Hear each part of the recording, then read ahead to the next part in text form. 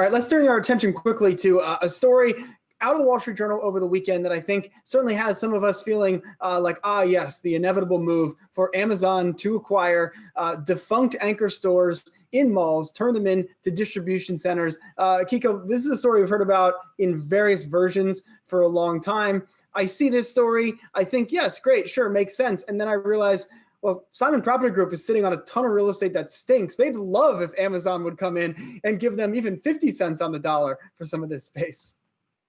But isn't that essentially just kind of handing over the reins? Like you said, the inevitable, right? We've been expecting, or we have been seeing this transition away from physical retail stores onto online. Amazon obviously has led the way on that front. So on the one hand, sure, it certainly makes sense. Simon Property Group, no question, has been struggling.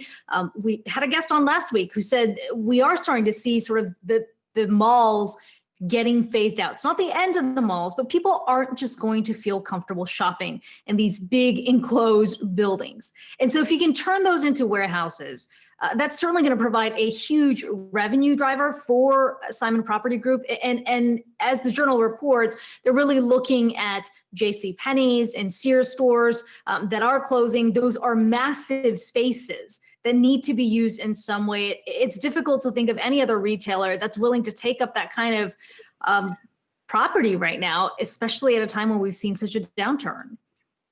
Well, go ahead, Dan. We say with Amazon, I mean, there's been so many examples now of steps they've taken with some kind of hybrid model. I mean, even back when Amazon bought Whole Foods, if you remember, a lot of analysts were saying, okay, this is really just an experiment for Amazon's own grocery ambitions, and we'll see what they do with the brand. There's some people who still think that soon enough, they get rid of the Whole Foods name maybe and just rebrand those as Amazon grocery stores, but also it gives them more storage space. I mean, every Amazon retail experiment is also really just a way to store stuff, right? The bookstores, now the Amazon 5-star store in New York, which is a whole store of items that have a 5-star rating on Amazon. So in some ways, I'm with you, Akiko, that it's depressing. And if Simon does it, it's also like waving a white flag instead of digging in the heels. But also, if this does happen, I don't see Amazon just using it as a straight place to dump things. I'm sure there's going to be some kind of hybrid brick and mortar retail experiment or model because they can, because they have the space, because they have the cash, and because they want to do those experiments and get that learning.